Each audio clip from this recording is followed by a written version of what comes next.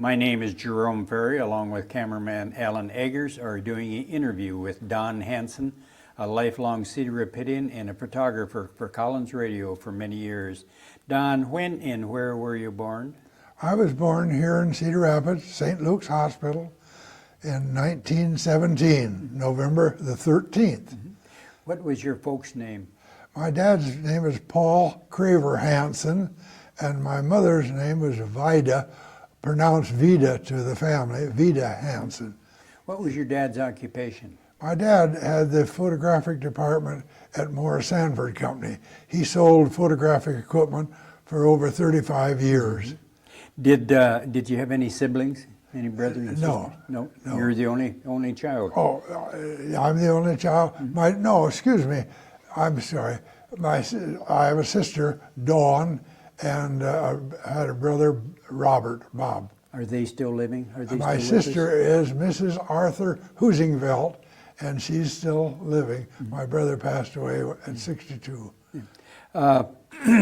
Where did your folks live in Cedar Rapids? Well, they started out somewhere near about 17th Street and I'll say C Avenue. They lived near Grant Wood, the Cherry Burrell Company, and some of the people there.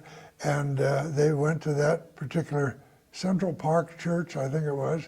And then later on, before I was born, they moved out on Grove Court in Kenwood Park, Iowa. Did they build a home at first? No, they just, I think, rented or something. I've never known just exactly which house it is. You were talking about they built a summer home Yes. before they built their regular home. Yes. Well, they were acquainted with Grant Wood and his mother and sister, and they were close friends from living together or near one another on 16th or 17th Street and C Avenue or so.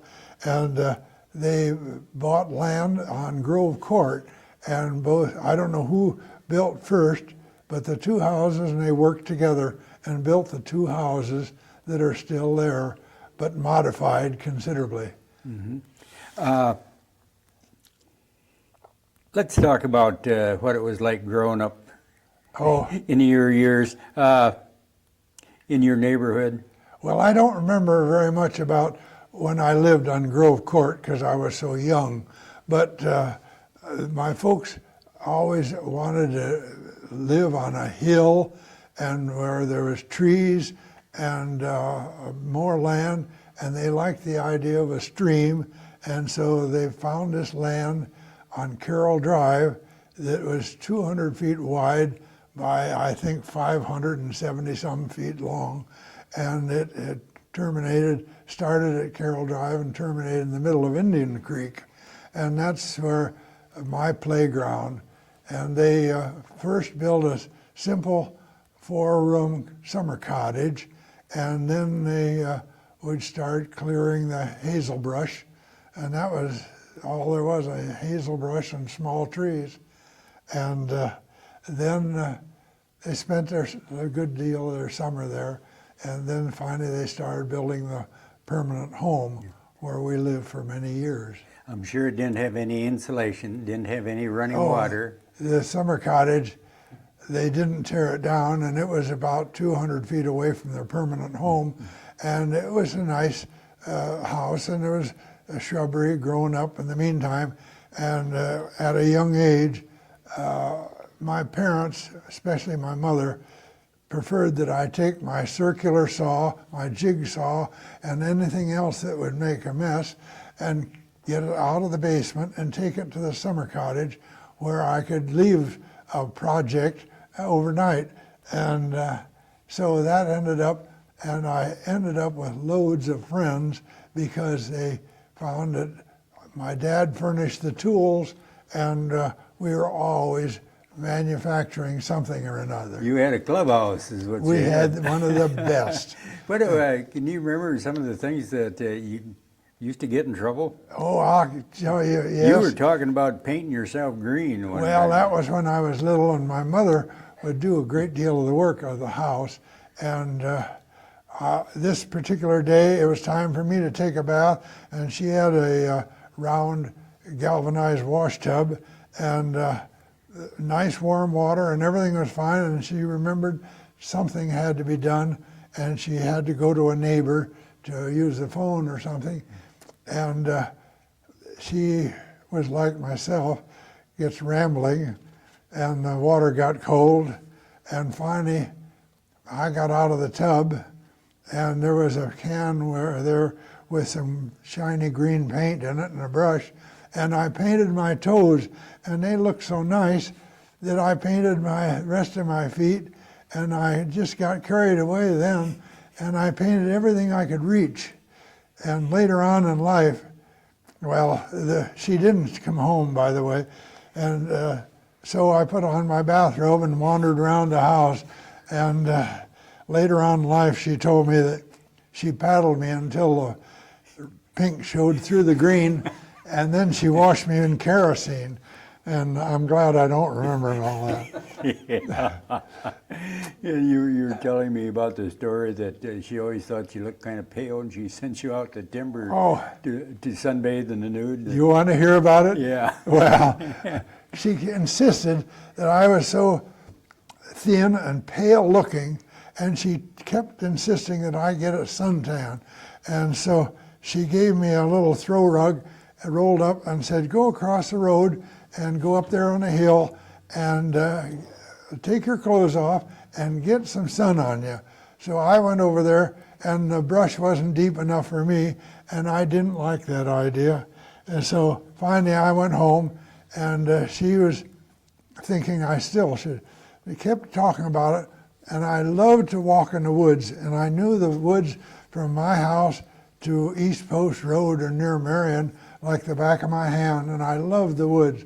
And so I took the rolled up carpet and I carried it, and there was nothing but huge trees, and it was dark. There was no sunshine in the woods, but as I walked along, there was a fence line, and I noticed just like a spotlight, and the sun was shining on some green moss, just ideal. So I climbed over the fence, I took all my clothes off, and I laid there in that bright sun, and it was just real comfortable. Then I heard a jingle, jingle noise, and I couldn't figure out what that noise was. And I stood up, and at the same time I stood up, here was a kid on a horse repairing the fence, and he had a bucket of staples and hammer and pliers and stuff. The horse reared up and dumped him in the staples and everything. Tools went all over. And I'm trying to help the poor guy pick up his tools and his staples, and at the same time explain to him what a suntan was. And I was horribly embarrassed, and I didn't go in the woods for a suntan again. Did your folks give you the run of the neighborhood back then? It was a different world than it is now. Yes, yes. And as I think back, Indian Creek had a path on both sides. You could walk along Indian Creek any place and be on a path where people would love to walk in Sundays and weekends and stuff. And so it was nice. Did you the kids find themselves that they could leave the house in the morning and don't come back until evening? Or that's usually true. Yeah. The world was such that you didn't have to worry about the kids no, being molested or anything. No. Yeah. And I attended Kenwood School, and Kenwood School at that time, and now a church, at 35th Street and C Avenue. And from Carroll Drive, where I lived, that was quite a long walk, especially in the dead of winter.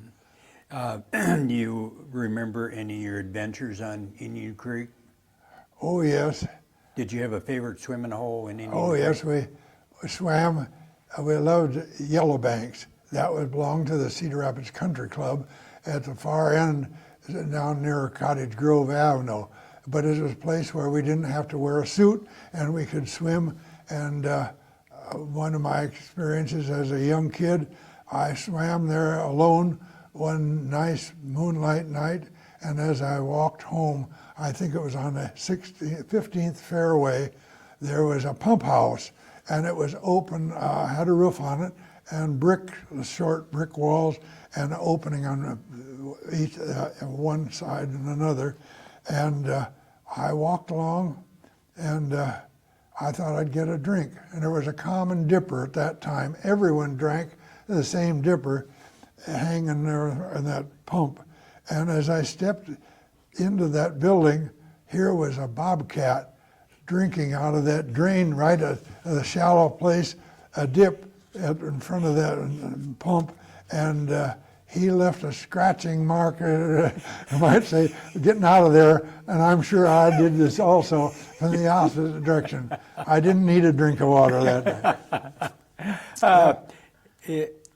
Was there a cave there at one time? Yes, there was a cave called Horse Thief Cave, and as a kid we would go in it occasionally, and then the land belonged to Linn County, and it's my understanding that they were going to have a prison quarry, but the rock was not suitable for, it was not hard or very good. And they finally used part of the land for a Boy Scout cabin, a nice big Boy Scout cabin, and they put a swinging bridge across Indian Creek so that you could go towards Kenwood from the Scout cabin.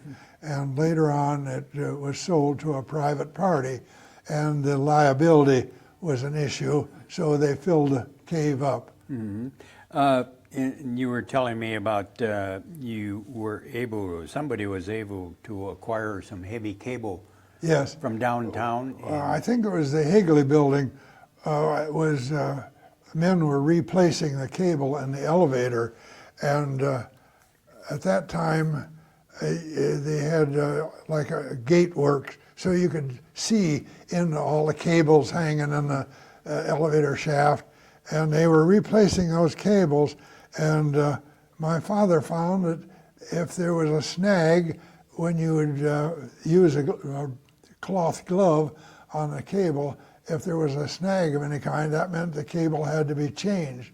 And so he convinced a man to deliver a lot of that cable out to our house. And it was black, greasy, horrible. And he knew that we could clean it up some way. And we got a neighbor by the name of Charlie Quatch, who had a Kissel automobile at that time, a big touring car that made a lot of noise. And we convinced him to drag that cable out 30th Street Drive, out to where Tom Riley's home is now, and back again. And when he brought the cable back, why, it was just real clean. So we made a cable deal going across Indian Creek, real long. The first guy on it had a lot of nerve because... Did you have a pulley on it? It had a pulley, but it was an open pulley, so if you jiggled it, it would come off of the place.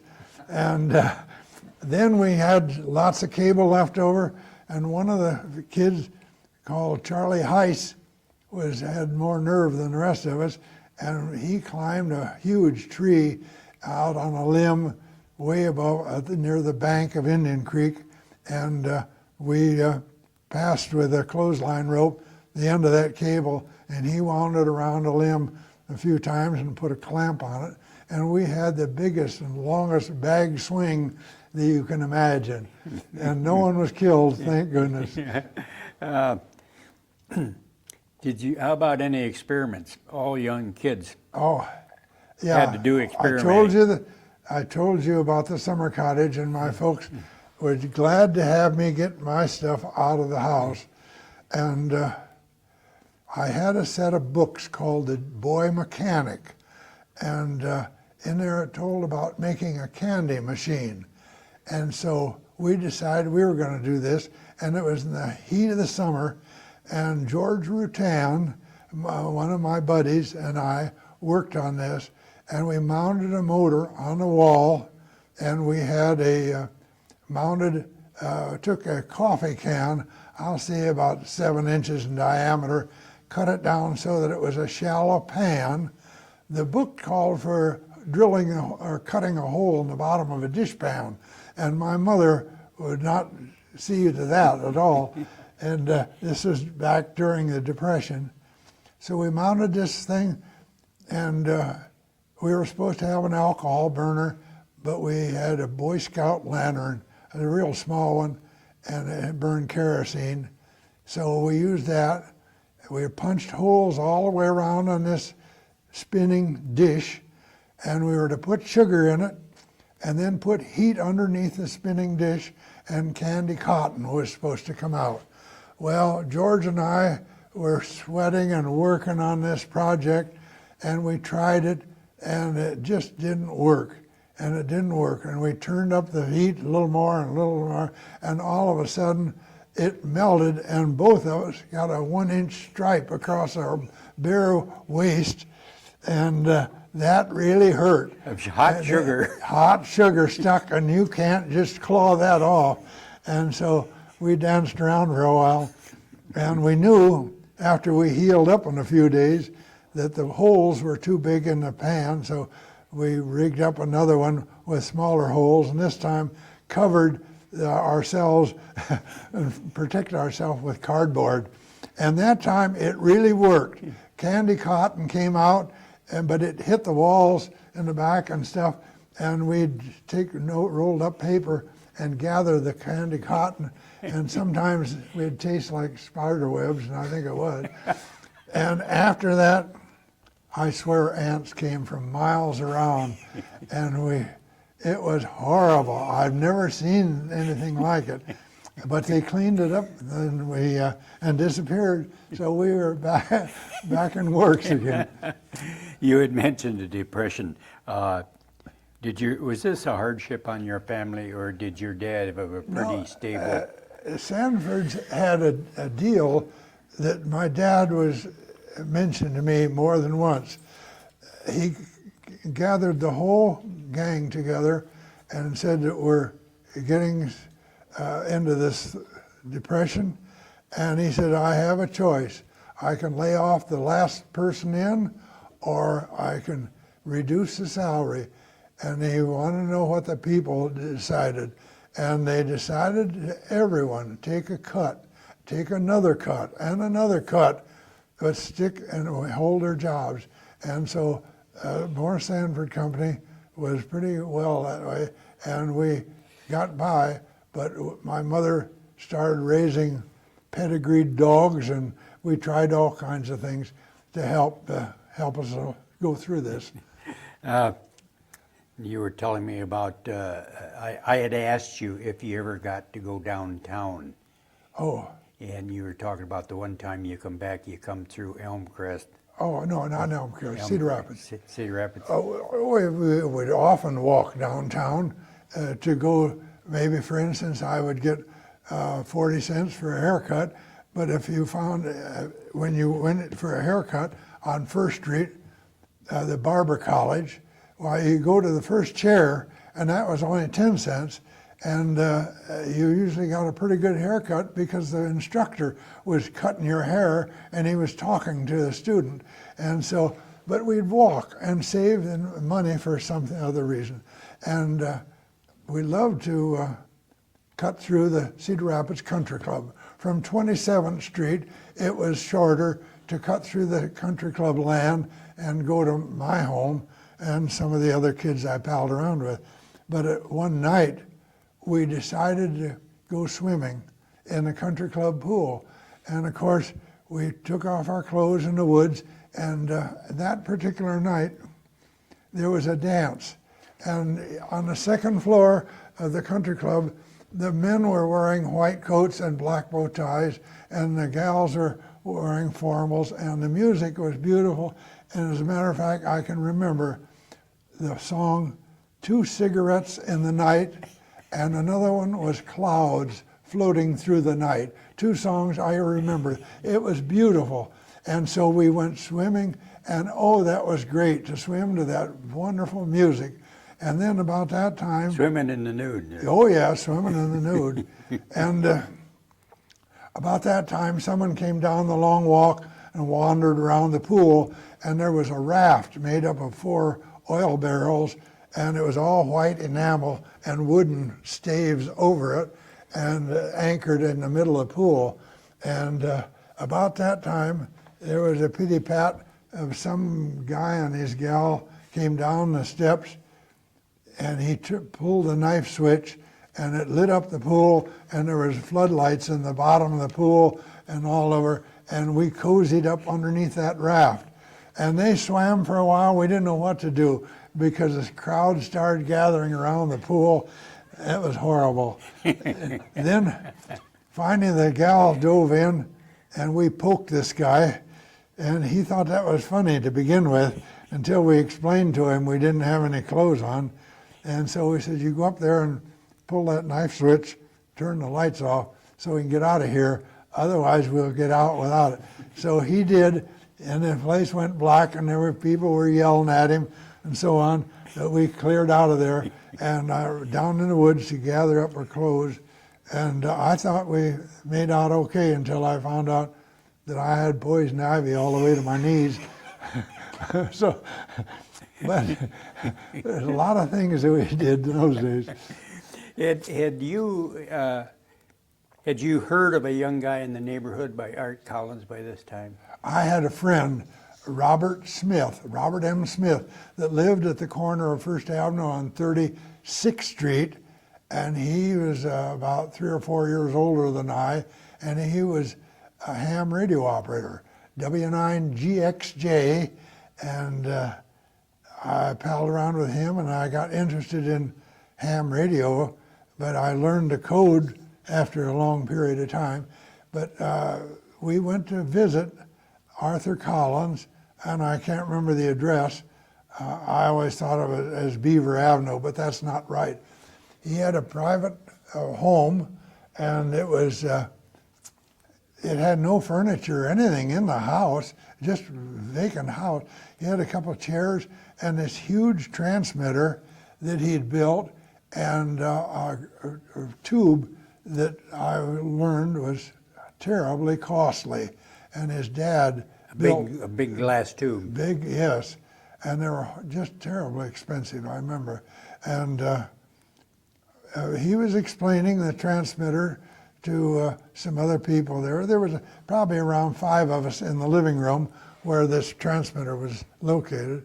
And prior to that, we wandered around, and in his kitchen, he had all the kitchen cupboards filled with radio parts, and he had a drill press there, a Delta drill press, the first one I'd ever seen, and that impressed me.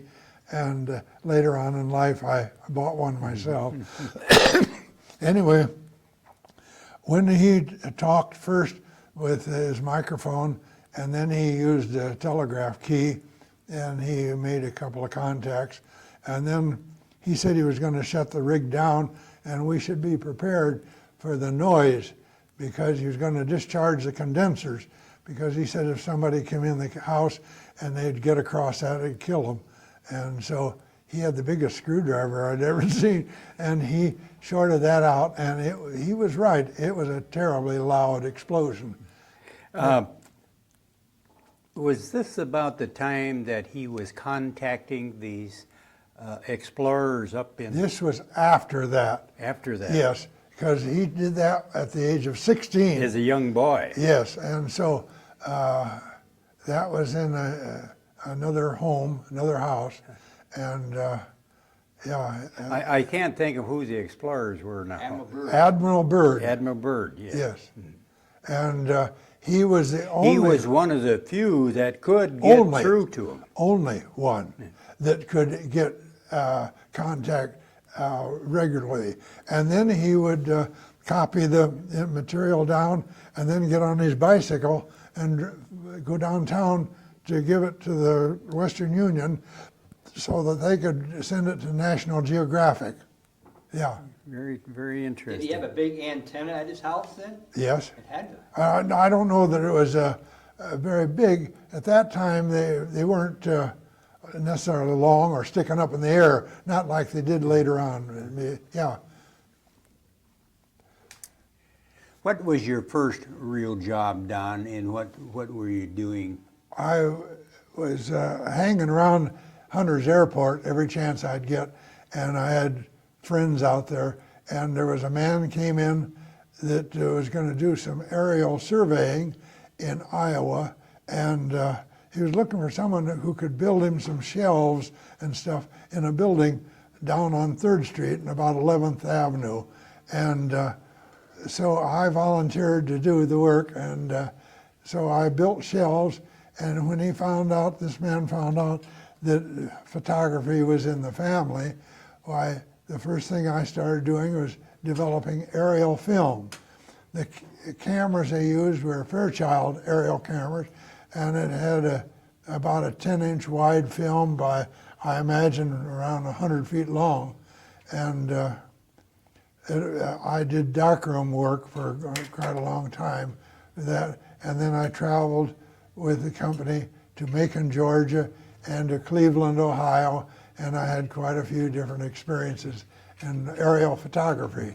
That was the first permanent job I had. And then the second, didn't you go to Collins Radio for? Then later on, I worked at different jobs around town, simple work, and then I went to work at Collins Radio in 1939. What plant would this have been? That would be the First Avenue plant, the plant here, and this particular, I started working at Collins, and I worked in this particular room, and I'm sure that if I tried a little bit, I could remember some of the names of those people that were working in this plant.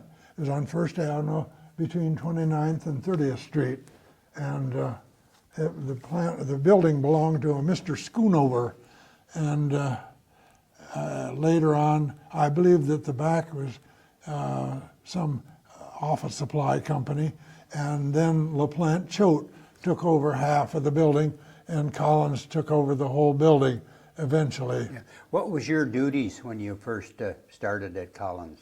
I worked in the crystal department.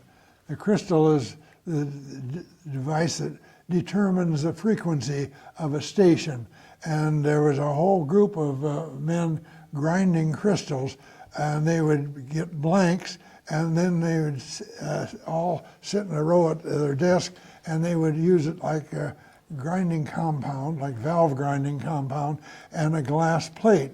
And they'd make figure eights with water and this stone crystal, clear crystal. They'd grind it, and then they would check it with some equipment and to see what the frequency was. Mm-hmm. What was your clock number? My job was to assemble the holders for them. Yeah. What was your clock number?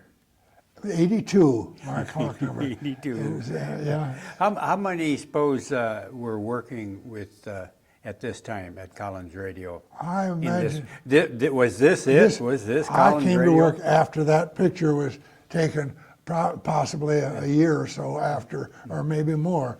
And I imagine at the time I went to work there, there was probably 100, maybe 150, because they started a machine shop and started doing their own metal work and their own painting and the whole business.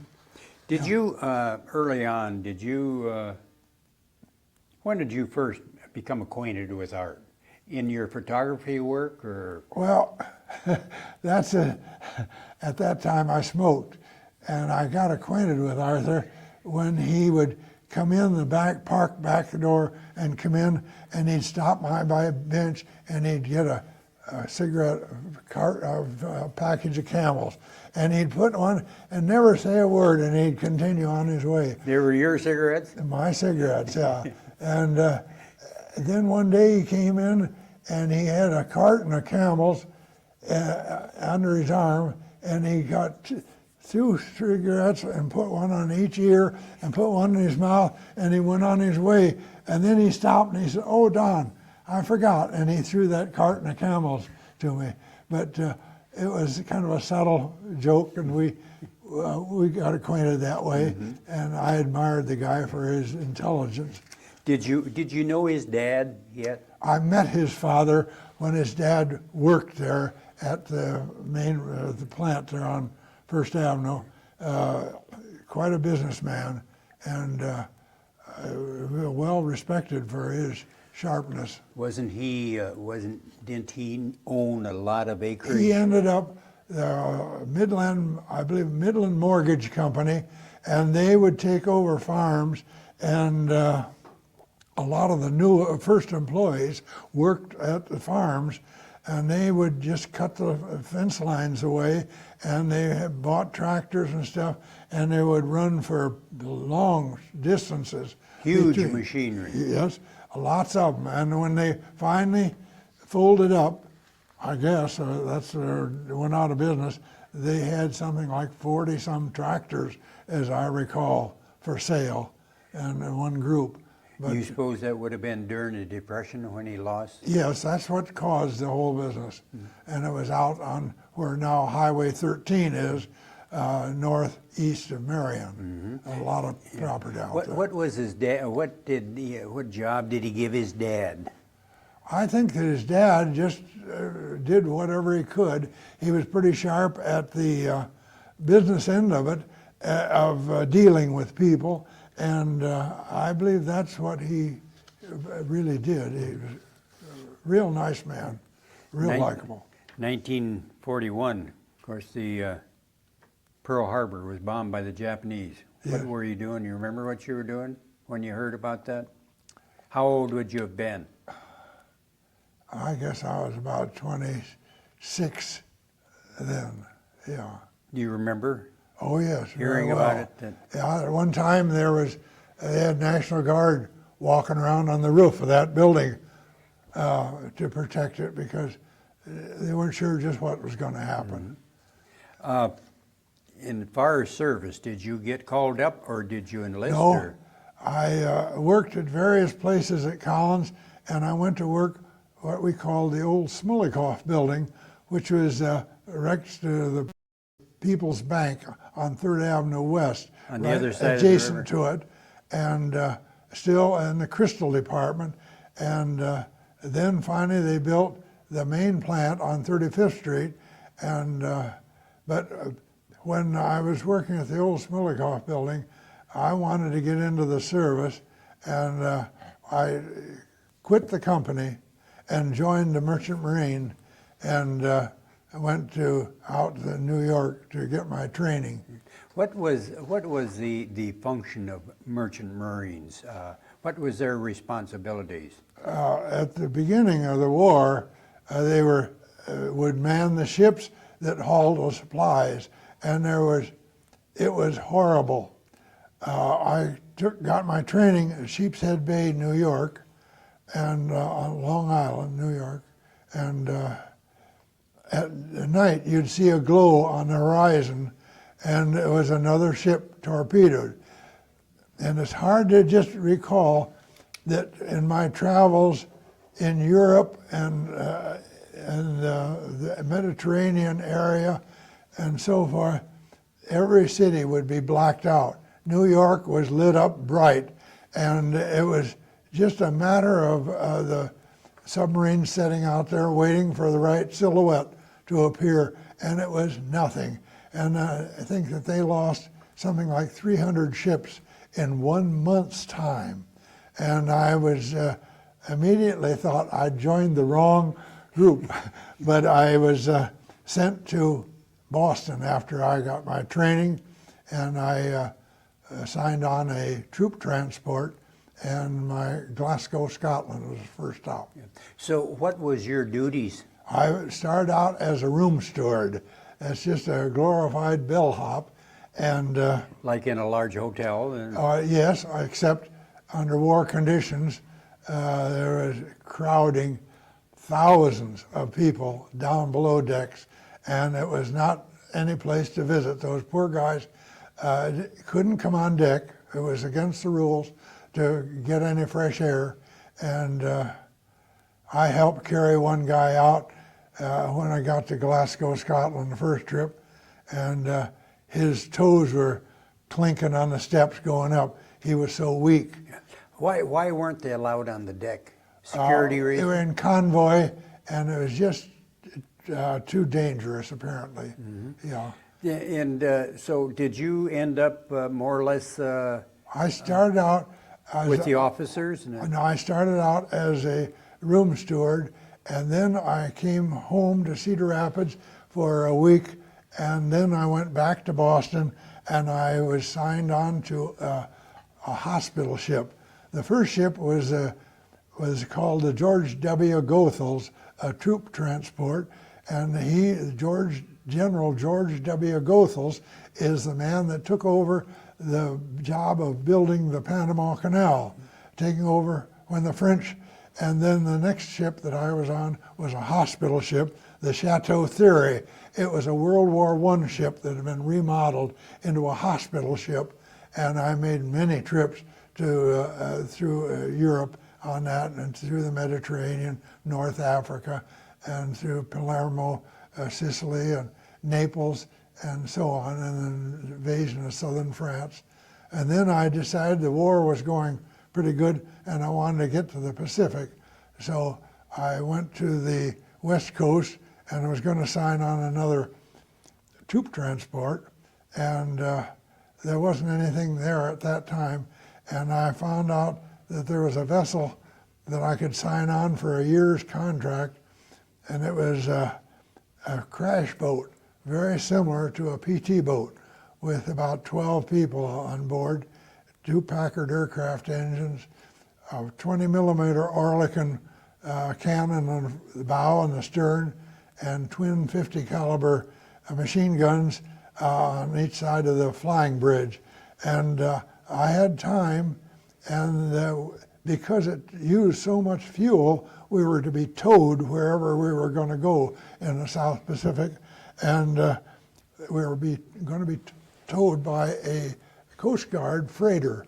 And the skipper of the Coast Guard and I got acquainted, and I had a chance to get my officer's license, and the fellow that I was going to replace on my boat, he had a chance to take some examinations and become captain of his own ship, his own boat. So that's what happened, and through a lot of studying and help from this Coast Guard skipper's crew, I got my licenses and became second mate on a crash boat, and then ended up signing on a freighter when I got over in the South Pacific.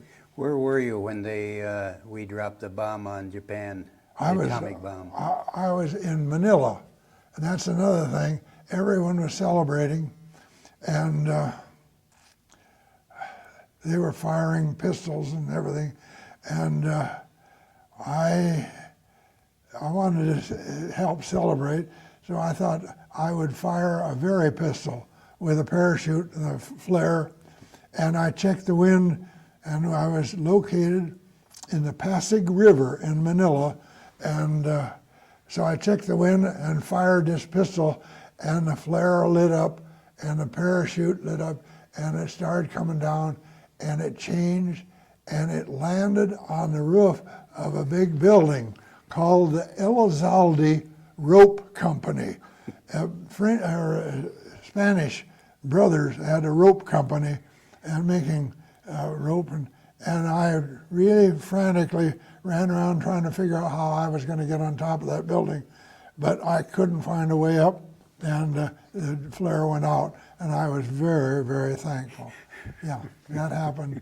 Do you remember when you were discharged? I can't remember the date anymore without checking. Okay, so you come back to Cedar Rapids. Did Collins Radio hold your job for you? No, but then I knew some people, and I had an opportunity to come back, and this time, instead of the crystal department, go to work in the photographic department. And when you hired back as a photographer, Don, what plant were you at that time? At the main plant on 35th Street. That was the new plant that was built probably partially while you were in service. Yes, yeah. And they had a large war effort. Oh, yes. In that plant. Yeah, unbelievable. Yeah. Mostly women employees. Yes, Yeah. right. Were you married yet at this time? No, I married I married in 1947, and the first thing I did was, there was some land on Tama Street off of 30th Street Drive. It was for sale, and I bought land, and I was acquainted with Martha Zemlicka and decided that we were going to be married, but we started building a house, and I was using my money that I'd saved, and she used the money that she had saved, and we started the house, and the foundation was in, the land purchased, and the well was in, and we were starting up with the rest of the house when then I decided I better go back to work, and we borrowed $6,000 to complete the house. Martha Zemlicka and Don Hanson weren't even engaged, and she lived across the street from the president of Bohemian Savings and Loan, and they looked at it and said we were doing pretty well, and so they said they would loan us the $6,000, but we were going to get tired of living in that house without a roof, and we certainly weren't going to finish the house with that amount of money. But we showed that we could do it, and I went back to work, and it took 2 years to build the house, but it was finished, and there was carpeting on the floor when we moved in. So, Was Zemlicka, was she any relation to the Zemlickas at Collins Radio at yes, that time? George Zemlicka was paymaster for Collins for years, and that was her brother, her younger brother, by about 2 years. Yes. And you were telling me about her dad? Her dad was Anton Zemlicka, that was a tailor, and he worked for Newman's and a couple other places here in Cedar Rapids, and he was extremely good at that work. And he told me how he'd got his training over in Czechoslovakia.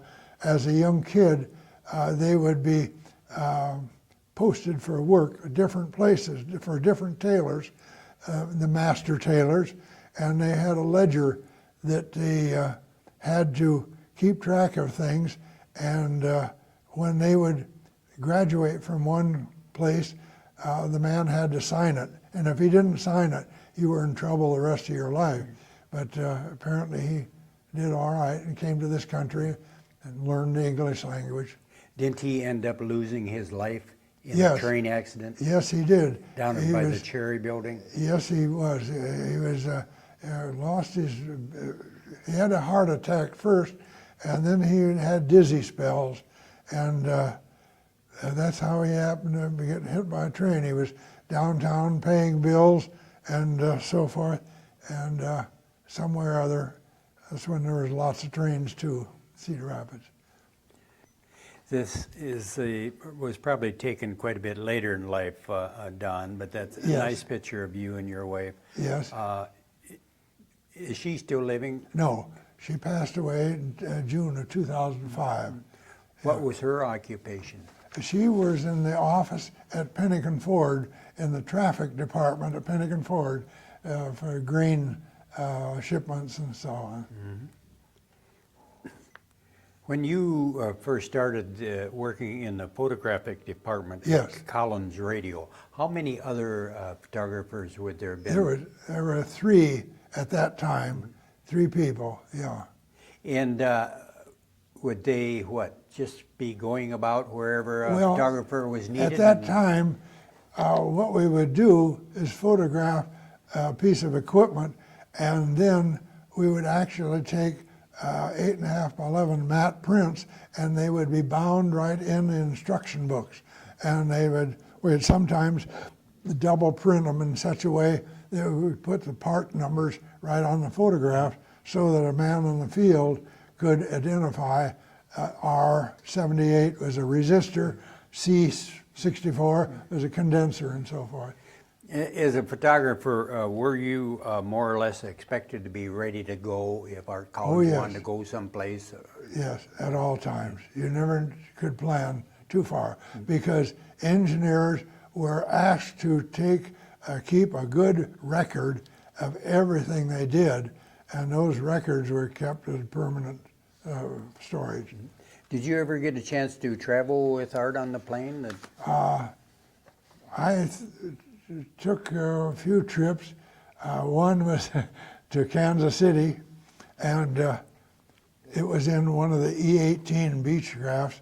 And at that time, he was working on a project or a system where he would put a punched card in the instrument panel.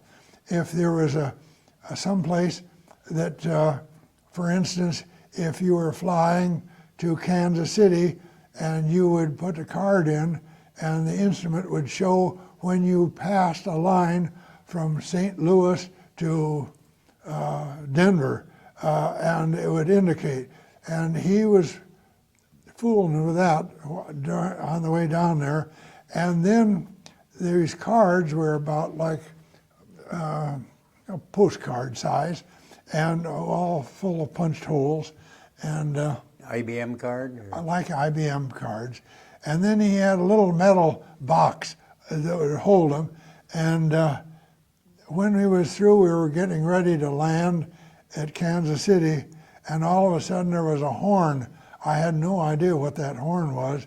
And they looked at one another, Arthur and his co-pilot, and immediately poured the coal to it and changed the landing to another takeoff. And then he talked on the radio for a little bit, and he said, well, we're going to fly by the control tower. And the man said, they appear to be down. And then I realized, uh-oh, the landing gear and that signal. And so finally, the third time around, we were accompanied by all kinds of fire equipment and crash equipment, and we made a perfect landing. And then Arthur realized the metal recipe box of cards under the co-pilot seat that he'd put under there was shorting out this horn. And so he dismissed the man that came up, drive up in a Jeep, dismissed it as nothing at all. So, but I made a few trips with him. What kind of a man was he? He Did he have a sense of humor? he had a sense of humor, but you always waited for him to show it first. I've seen 2 or 3 different things that happened, and it was interesting to me with his sense of humor. He always acted like he didn't have a very good outward personality, as far as being very personable type. I think that he was one of the people that his mind was busy every minute of the day. And I admired that man. He was unbelievably brilliant. And in passing, if you would say, I saw some article in Poultryman's Journal about this, and he'd say, yes, but if you'd read that again, you'd notice. And that's an exaggeration, but that's the type he knew he had already read. He was on top of about everything. Oh, he was clever. And I waited for him to take him someplace one day, and he wanted to go through some letters, and he'd run his finger right down the middle of the page, and he was just so speedy at reading and stuff. The movers and shakers in Cedar Rapids, the people downtown, I had heard different rumors that Art wasn't really, he didn't want to be one of the boys as far as the decision-making downtown. He didn't care about publicity at all, and this George Schaefer that ended up having the lumberyard up there, he made the statement in the front page of the Gazette that our homes will be destroyed if they built a plant on 35th Street. That was his statement. Our homes will be destroyed. And Arthur just laughed it off, apparently. But I think, I don't remember now what the figure is, but quite a few people in Cedar Rapids, out of each family of 5, why there was one employee at Collins or something. That's correct. Art lost his first wife, didn't he? Yes. Yeah. I took a picture for their Christmas card, and as I recall, it was a short time after she had a brain aneurysm and passed away right quick like. Died instantly. She was extremely nice. Peggy was her name, and I think her brother was an artist. Excuse me. And they had 2 children. They had 2, yes, Susan and Michael, and Susan is still alive, and Michael is out of town someplace. I'm not sure where. Yeah. What was your most enjoyable, thinking back, what was your most enjoyable assignment or time period while you was working in the photo department? Any particular project you were working on? We had so many. The high-speed motion picture camera was interesting to use, and we also had bought a Mitchell motion picture camera. That's the same kind that Hollywood used for many years, only ours was 16 millimeter, but it was very costly, and it was beautiful. It had all kinds of equipment, and we ended up taking a lot of motion picture work for Dr. Alexander Lippisch, and that entailed both the high-speed camera and the Mitchell camera. Was Art the sort of person, if you could convince him that you had a need for a piece of equipment that would give him a much better photography, he Yes. would come up with the money? And usually when Arthur wanted something, or it would be declared, and then it would pass down the line, and as things request would pass down the line, it would get another kick and speed it up a little bit. So I remember one thing when he bought a Mercedes, the General Curtis LeMay suggested that he ought to have one of these, and so Arthur bought a Mercedes sports car, and then Curtis LeMay said, you got to do your own maintenance work. So the men dug a pit in his garage and put lighting in it and steps to getting into it, and it became quite a project. Art got remarried, didn't he? Yes, he married Mary Meese, and I met her only a couple times. Once was when Dr. Alexander Lippisch and his crew made a boat, a fiberglass boat, 26 feet long, with 2 Volvo engines, and made it out to the main plant. And when it was all finished, why, I took my boat and a movie camera and took pictures of it when it was being run on the Coralville Lake, or Coralville Reservoir. And at that time, they put the boat in the water at the Killian's Dock, which is on the old highway. And then after that, they got everything adjusted and so forth. He wanted me to show him the channel, because I had been on the reservoir quite a few times with my boat. And then he invited his wife and another lady, a German employee that was a mathematician, an expert math, Ernst Seeloff, and the 2 ladies and probably around 8 to 10 men all got on this boat, and Arthur kept saying, where's the channel, where's the channel? And I told him, and so we went 17 miles down to the dam and then turned around and came back. And 2 brand new Volvo outdrive engines and so forth, and it was quite a trip. You were, you mentioned Dr. Lippisch. Who was Dr. Lippisch and where did he come from?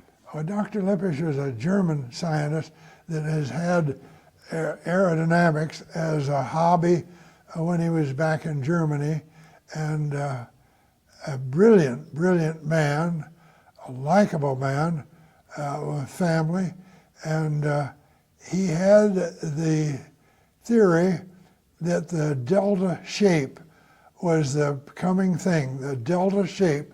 And he told me later on that he made a solid brass model aircraft that was probably around 8 inches tip to wingtip.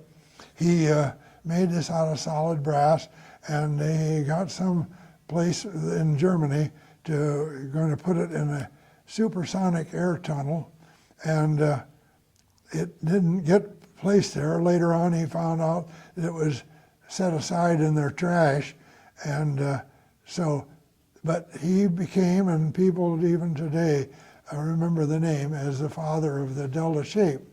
He was, when the war was over, the Allies gathered all kinds of material from different offices and departments. Even though they couldn't read it, they gathered this material up and shipped it to this country, and then they hired Germans that they could trust to sift through this and sort it and index the material. And so he spent, I believe, about 2 years in New Jersey in Operation Paperclip. And after this was all finished, I'm not sure just what Collins was going to do, but they were working with the Navy. And I remember one time I was asked to project some secret films, motion pictures of heat-seeking missiles. And after that, and I think that Dr. Lippisch was going to be something connected with that if Collins got into that end of it. And that's far beyond me. I don't know just what the deal was. But as long as Dr. Lippisch could get work from the Navy on different tests and experiments, they would do this. And they had the same type of scientists and authorities all over the country on different things that would be beneficial to our country and military, apparently. And so that's what Dr. Lippisch and his family moved to Cedar Rapids, and that's how I got acquainted with him.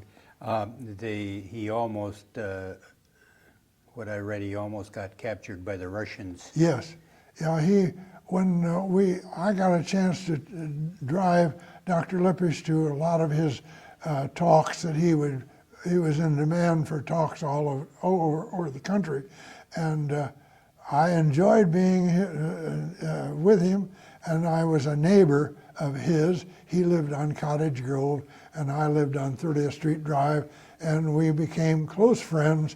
And so I got a chance to talk with him, and he told me about his life over in Germany when he had a school up in the mountains to teach glider flying and aerodynamics. And it was extremely interesting. And he told about how he was near capture. Art's son Mike, was he kind of a mold from? Yes, yeah, he was sharp. He had some interest in, his dad was behind him in all of his interests. He was quite an authority, and as a matter of fact, wrote a book about insects, and we took some photographs for the book. And interesting subject, yeah. You had mentioned that you had spent a lot of time traveling, especially with Alex. Yes. Did he ever talk about his home life in Germany? Had he ever met Hitler? Yes. It was a long time before I asked that question because I wasn't sure that I should. And I asked him one time if he ever met Hitler. And he said, yes. Didn't I ever tell you? No. And he was at another airfield, and he came over, and he didn't seem to be too interested in this jet aircraft that Lippisch was involved in. And which, by the way, Lippisch said that he was asked to design the aircraft, and they would not tell him what was going to power this plane. And the jet engine, there is a jet engine in Champaign, Illinois, at the university in Illinois Museum? Museum or something at the school, one of these engines, and I saw it for the first time when I was with a trip down there with him. Did he ever say if he had to serve in the German army that No, he didn't. he was way above a He was, scientist? yes, yeah, he wasn't. I don't think he was even approached about that. The photo we're looking at here, Don, is one of Alex Lippisch's, I think they called it an airfoil. Aerofoil, yes. Can you tell us about that? He explained to me that half of the wing, total wingspan, was subject to ground effect.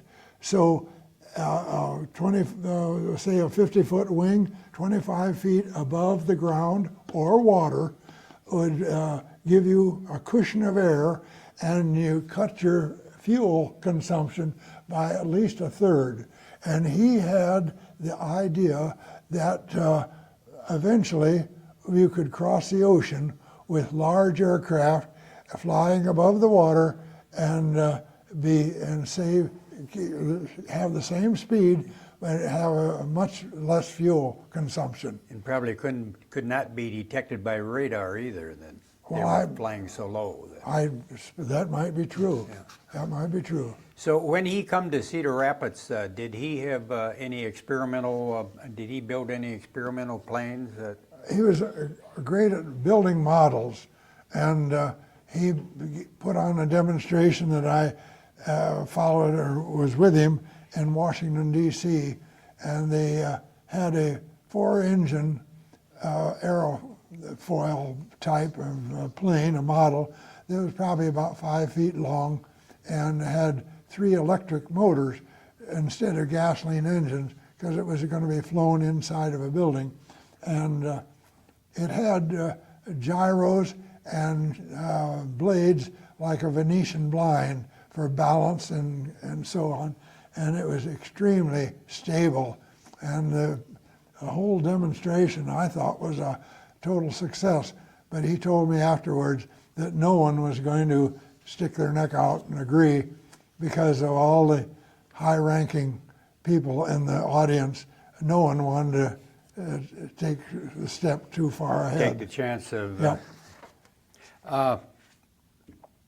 One of those was the aerofoil was a model that was flown on the Coralville Reservoir, and Mr. Clayton Lander was the pilot, and I talked with him and actually flew with him on many occasions for Collins, and he said that it handled beautifully, but the one that they had on the reservoir, it was my understanding, it was a Target engine they used, and it was not very controllable as far as throttle and so on, and it was a pusher type propeller, so they had to actually head the plane floating on its wings in the water, had it towards land, start the engine, and then push it against the thrust to get it turned around and so that it could taxi. And Clayton Lander told me that he got to be pretty able to control it pretty well, and he actually would touch the wings, a wing in the water, and instead of cartwheeling, it would throw it back up. And so it was very safe and a lot of fun to fly, he said. Clayton Landers, he was a Collins radio pilot for many years, but Yes, quite he a few was. years. And I think that he was also a mechanical or electrical engineer, I'm not sure which. What I know later on, Alex got very interested in boats. How did that come about? Well, they ran out of certain contracts, and Arthur and Alex had this crew of men to work with him, and the Navy first wanted to know about when you tow something in a tank, how the design, how that changed to the water surface. The wave action? The wave action and so on. And so they built a tank about 70 feet long at the Collins plant, in the main plant, and they had a room down below and a thick glass on part of the tank, so we could take photographs as they would put a model in the water and tow it past this glass area, and we would shoot straight up at the wetted area, and they would paint black and white stripes on the hull of a model to determine how it acted in the water. What was your position at this time? Was you manager of the photographic department by Yes, this time? I Yeah. took over the manager when the fellow ahead was let go, and it finally grew and grew in employees, and it got to be quite a crowd. Yeah. This boat project, did Art fund this? Art said he needed a boat, and Dr. Lippisch, as usual, says, "Sure, we'll build one for you," and nothing to it. And the process, I couldn't believe it. He made it in two halves, a mold, and two halves of, I believe, cedar wood, and then they got a device for fiberglass gun and to shoot this stuff out, and it was beautiful. That's when fiberglass just probably come on the scene. One of the newest, Yeah, yes. yeah. Yes. He built a boat as a mold first, and then Built- covered it with fiberglass Yeah. and joined the. Yes, Yeah. and then joined the two halves together. Were you with them when they christened it? Yes, that was quite an occasion. It was a cold, blustery day. Down to and Coralville? Down at the Coralville Reservoir, yes. And it was Arthur who suggested that I tie my boat up, and I had been taking motion pictures of it in action, and then he took the whole crew for a ride down to the dam and back. Is this when you had to carry Art's wife to shore? Yes, Arthur has asked me, his wife was in the forward area of the boat in the cabin, and she came up and said something to him. He nodded, and she went back down, and then she came up the second time and was a little more insistent, and he said yes, yes, he nodded. She went down, he turned to me and wanted to know, where's the nearest restroom? And I mentioned it was down by the dam, 17 miles away. And so when we got down there, this brand new boat with not a scratch on it, I took first Arthur on my shoulders, piggyback. I took my shoes off, which was the wrong thing, because there was crushed rock, and it was a long haul up to the top. And I took him, set him ashore, then his wife, then Mrs. Siloff. And Arthur said to me, "You're not very sharp, there aren't any women around." And that changed the whole picture of things. I can't tell you the rest. Do you have to have permission to make these tests on the reservoir? I think so. With the plane they did, but no, not with the boat. Art had a good-sized boat down in Marathon, Florida, didn't he? Yeah, yes, he had. I think that's where Howard Hall. Yes, they had a typhoon, a hurricane, and that's how Howard Hall's house was slightly damaged, I guess. And Arthur's boat, he had the small one that was built, was actually washed and came over the stern and sank it. And so it was just a bow sticking out of the water. So when did you finally retire from Collins? I had asked you, when did you finally retire from It Collins? was 1962 when I left the Collins. You left the Collins. Well, yes. One of the things, I went over to a Butler building and I spoke to Dr. Lippisch, and they were all seemed to be sitting around, and I asked them why, and they said they didn't have any work to do, and they wanted to know if they could do something for the photographic department. And I said, I'd love to have 2 sinks made out of fiberglass, but I said, I don't have any way of charging for them. And so Dr. Lippisch suggested that I sketch the sink picture of the sinks and bring them over. And I said, there's no way that you can do it. But I did, and I took the sketch over, and the next thing I knew, they were building the sinks. And it scared me because I had no way of charging for them. And Dr. Lippisch told me that Arthur Collins said, if you don't have any work, build the sinks for Don. And so my immediate boss was one of the men that came up through the chairs, as a lot of them did, from college. And I told him that they were building them and that I didn't have a charge number. And he said, I'll take care of it. And I saw him about a week or so later and asked him if he was able to shut that down. No, and he said, you haven't heard the end of this yet.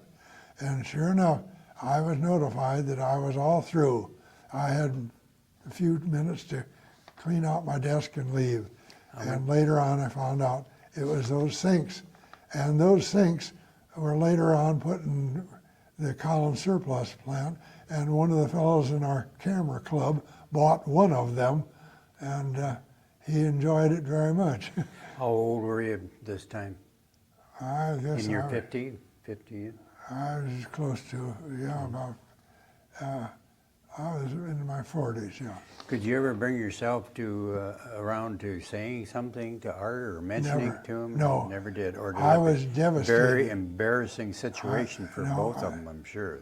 I was supposed to go to their house the following day of my dismissal and take some pictures for Michael, but I don't know just how it happened, but it was all smoothed over some way, and Dr. Lippisch was just as surprised as anyone, but no one knew why, and for a long time afterwards. What year do you suppose that was? 1962. 1962. I think that's about the time they were really coming down on charging. I suppose. You didn't work on anything unless you had a charge number. If you didn't have a number, you were in real trouble, and I've heard of other people having stuff done and without a number, and it had to be, yes. So what did you do? Did you find employment? Yes, I went to work for a fellow that was formerly at Collins. I went to work for Lennox in Marshalltown. He was having trouble with the photography and the advertising, and so I went there, and I worked there for about 5 years, and then my father passed away, and they were getting along fine, and so I came back to Cedar Rapids. And then I ended up going to work for Staymates Publishing Company, and that's where I retired from.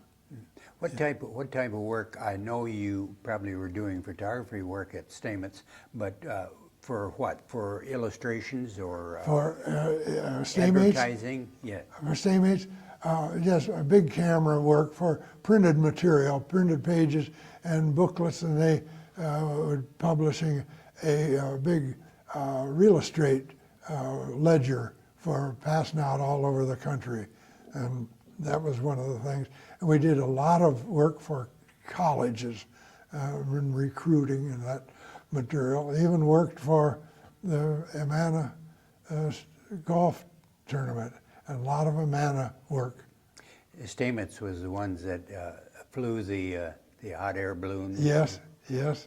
Did you ever get to go I for never, a ride? no, but my sister has, but I never been up, no. Don, unless you have anything else to share with us, the Carl and Mary Kaler History Center and the Linn County Historical Society would like to thank you very much for sharing your memories with us. I enjoyed doing it, and I hope I didn't run on too long, but Thank you. There'll be a lot of things that I'll think about later, I'm sure. Thank Thank you. you. I appreciate it.